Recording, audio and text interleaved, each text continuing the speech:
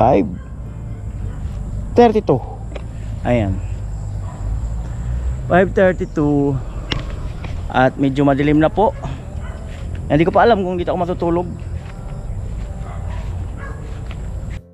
Bumili lang kami ng katol ni Tilo. Apat na piraso to, te. Ay. Bumili kami ng katol ni Tilo pa.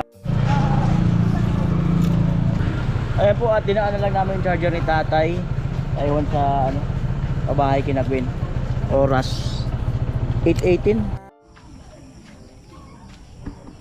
Ayan po, at dito ko na iparada si ano, si Mura. Okay, ano naman ako dito na ano. Alright, ayan po. Ito na akong barracks.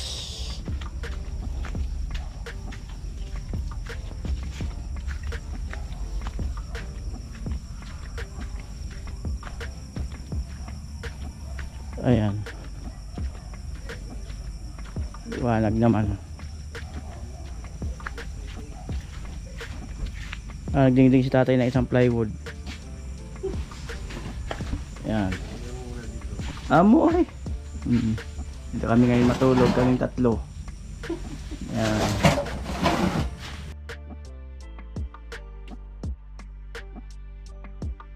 At eto, kaya ako natulog dito. Itong unang araw na dito ako matutulog kasi gusto ko talaga ma-experience na yung itong buhay construction. Although noon na naranasan ko na ito noon, para maiba-iba naman yung mundo na yung literal talaga construction na may barracks, na yung luluto, ganun. Sa iba kasi mga project namin, although construction, di naman kami nag-stay in kasi nga nag-uuwian kami. At bukod doon, may mga bahay na malapit doon sa ginagawaan namin na kung saan doon nga kami nakikain, gano'n, CR, gano'n at iba pa, no? So ito, yan ang literal na construction talaga, construction site. Yan, si tatay kumain na. So yan ang aming ginagawa. Igiblaw si Tilo abang para may panghugas-hugas kami. Ayan. Kaso hilig siya patugtog ni Tilo. Ayan, time check po tayo. Ayan ay 9:58 ng gabi. At siyempre, ayan si tatay, si Tilo, kaming tatlo. Ayan mga materialis natin. At malaki-laki din talaga halaga niyan. At ayan, kanina dito si kuya, yun na andon. Ano pangalan ni kuya tay? Kanina Puloy. Si Kuya Puloy, shout out sa kanya. At ayun si tatay sa si Tilo, nag-iinom-inom ng ano, isang bote patanggal ng lamok. Ayun o, sila lang, ako hindi ako. Tanggal pagod din daw. Ayan. So baka bukas ay ano, tingnan natin kung kakayanin makapagbuhos na ng puting. Ayan. At may ano mga kanoli, no? Yung ibang mga viewers natin ay meron po silang mga kanya-kanyang request. At nauunawaan ko po kayo na gusto nyo maging perfect or pagandahin yung isang bahay na may mga kulang pa. Kaya lang tayo po ay bumabase lang po sa budget at sa pundo ng isang pabahay natin, no? At noon ay lagi kong sinasabi na yung mga pabahay project natin, bago natin sila napabahayan at na-scout, lagi kong sinasabi talaga to noon, no? Maski na ngayon, ang sabi ko ay mula nung baga ang dating bahay nila at hanggang sa mapabahayan, ay sinasabi ko na magpasalamat tayo dahil sa kumbaga meron ng bagong bahay na malilipatan. At kung ano man yung mga kulang doon, ano pa ang gusto nilang i-improve, ay sa kanila na po yun, no? Kung may gusto po silang ipagawa or gusto nilang ano pa, para mas lalong gumanda ang bahay, ay doon na po yun sa ano, sa nagmamay-ari na ng bahay. Ano ba, kagaya kina nanay, kina Rika 2, kina Mary, yan. Bawa, gusto nilang i-tiles yung mga bagay-bagay, i-tiles, gusto nilang magpalagay ng mga electrical, gusto nilang maglagay ng mga grills at iba pa, ay yun po ay under na po yun nung titira. At syempre ay kumbaga naitayo na natin yung bahay at malayo na ang narating, kumbaga, at napakalaking blessing na po doon sa ating mga beneficiary, no? Kasi ang isang mga pabahay natin ay depende sa laki ng bahay, nagko-cost tayo ng 150 to 200,000 to 300,000 to 400,000, no? So depende sa laki ng bahay na gustong ipagawa ng ating sponsor, no? At ang sinusunod lang naman po natin ay ang ating mga sponsor. So yun lang po, no? Share ko lang, no? Minsan ay wag na tayong mangarap na hindi ko matumbok. Minsan magpasalamat na lang po tayo na kung ano yung dumating na blessing po sa atin. Pagsikapan na lang natin kung ano pa yung pwede po natin idagdag sa mga beneficiary na natin. So pagsikapan na lang po natin. So yun, so wala akong pinupunto, no. Syempre dahil siguro minsan ay naikumpara yung mga ibang pabahay natin na yung iba mas maganda, yung iba ganon, yung iba mas malaki, yung iba mas maluwag. So yun po ay nagdidepende po sa budget at hindi ko naman pwedeng gamitin yung pondo ng isang pabahay doon sa isang pabahay dahil bawal na bawal po yun at ang unang-unang masisira nun ay ako, no. At iniiwasan kong mag-short ang isang pabahay na bawa itong kay na Chinchin gagamitin ko sa doon, yung doon gagamitin ko dito. Ayaw ko po ng ganun kasi iniiwasan kong mag-short ang bawat project na pwede siyang mag-short pero nagamit ko doon sa kung saan yung pondo na yun. At kung mag-short man yung isang project na naubos na yung pondo, hanggang doon na lang po yun talaga, no? Kung mayroon pa naman mga pondo, so pwede pa tayo magdagdag ng paggawa. Basta ako stricto ako sa sarili ko na kung saan yung pondo na yun, aling pabahay yun, ay doon lang talaga yun. Depende lang kung sasabihin ng sponsor na bawa gamitin mo muna yung doon, gamitin mo muna yung doon. So madali lang po yung ganun. And dalawa nagtatagay-tagay. At bumili ako ng lumpia kanina, kami ni Pilo. Yan. So ako maglumpia na lang. Ayan. Obe flavor. Midnight snack. Sarap. Excited na ako na masilayan ang pagliwanag dito sa panibagong project. Alam mo naman tayo gusto natin yung mga sunset ba tawag yan? Gusto natin yung bukang liwayway. Gusto rin natin yung paglubog ng araw. Maraming mga tao yung gustong yung ganun. At comment nga po kayo mga kanol nyo, bakit yung iba gusto nila yung paglubog ng araw, yung pagsikat ng araw? Ano po ba ang ibig sabihin nun sa inyo, no? Kasi siyempre iba rin ang definition ko sa sarili ko, no?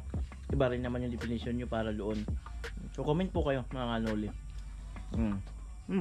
Apa?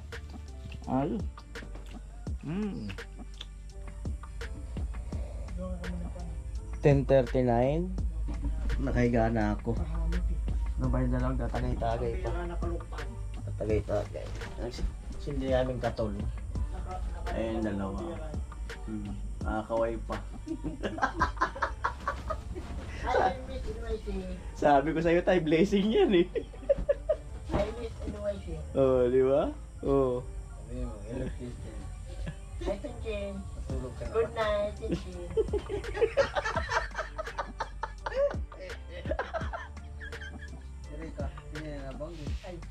Ay, Rika. Si Balit. Si Balit, di mo man nabanggit. Ay, Rika mo. Ha? Si Rika muna. Si Balit. Ay, Rika, palagi mag-ingat ka pala sa bahay mo. Si Balit. Sa tanong mo, nakukuon. Ay, kabay. Palagi magpakibigan. Sabi mo sa kanya, Rick. Lagi ka mag-ingat. Sabi mo, Rika, ako ang gabay mo. Ang gabay mo.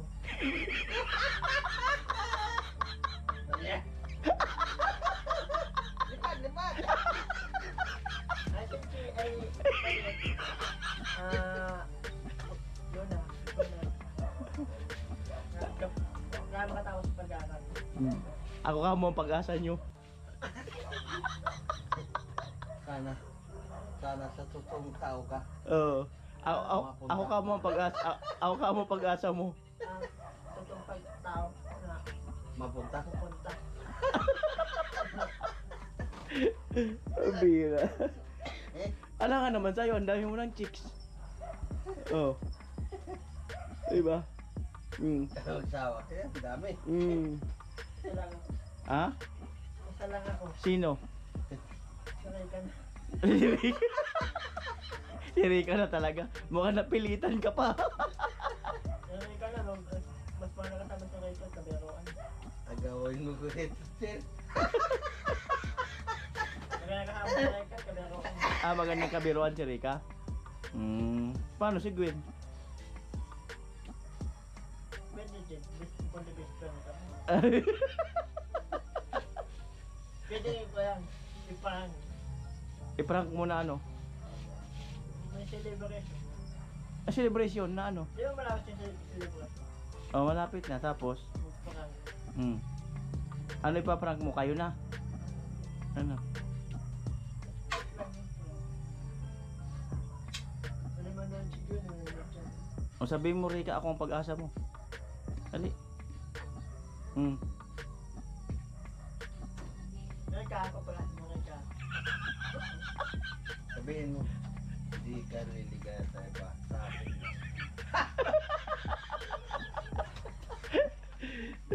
Ay, good vibes lang boy. Good.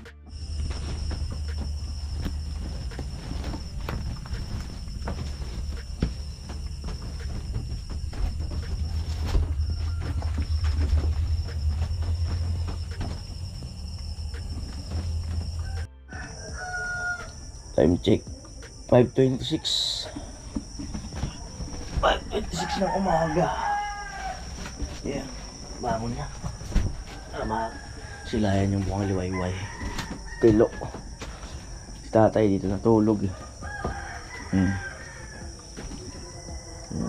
Katul. Magdamag yung katul ah. Ayos, ang katul lang magdamag na. 4 na katul yung binili ko eh. Ayan, 5:29. At nagbumug na ako. Itilo, nag-alarm. Nag-alarm pala yung 5:30. Sabi ko, ano ka, empleyado? Tawa si tatay. Lagi ba nag-alarm yan, tay?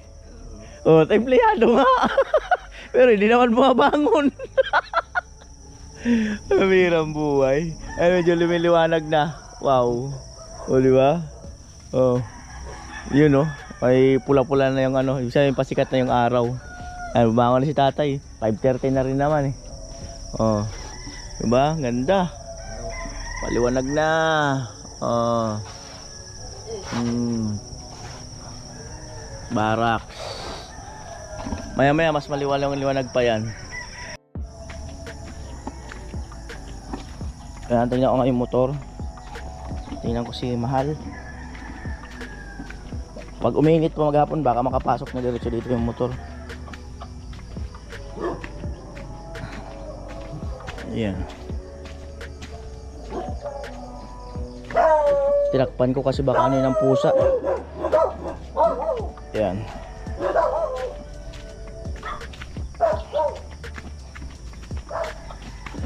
Uwi mo na siguro ako maya maliligo. Wala akong ano yun.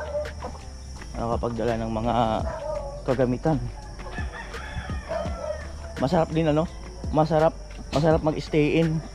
Kakaibang experience. Sarap.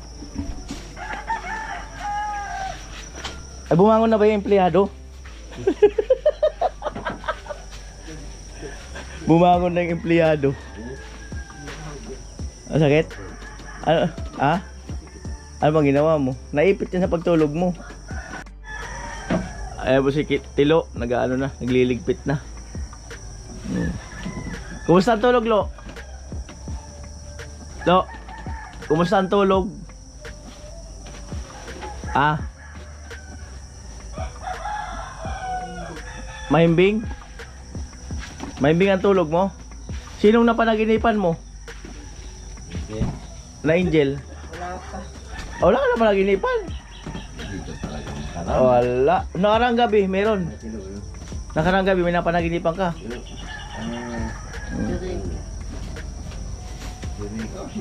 Sino napanaginipan mo nakarang gabi?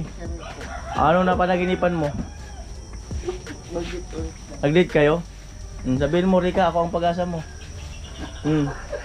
Rika, pag-asa mo. Ah? Good morning. Eh. Mamaya sabihin sa'yo ni Rika, marunong ka ba magsaing na hindi malata?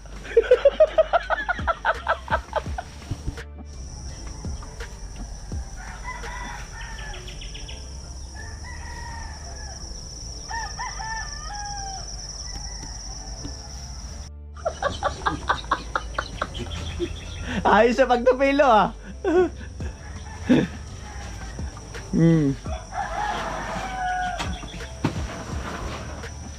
Gusto mo na pangga chicks, di ka nga makatupi ng higaan eh. Ayan. Ay. Namit ka, puro namit lang siguro. Uwi muna po ako. Wala akong ano, bihisan. Ayan, balik na ako mamaya. Ayan po. Liwanag na talaga.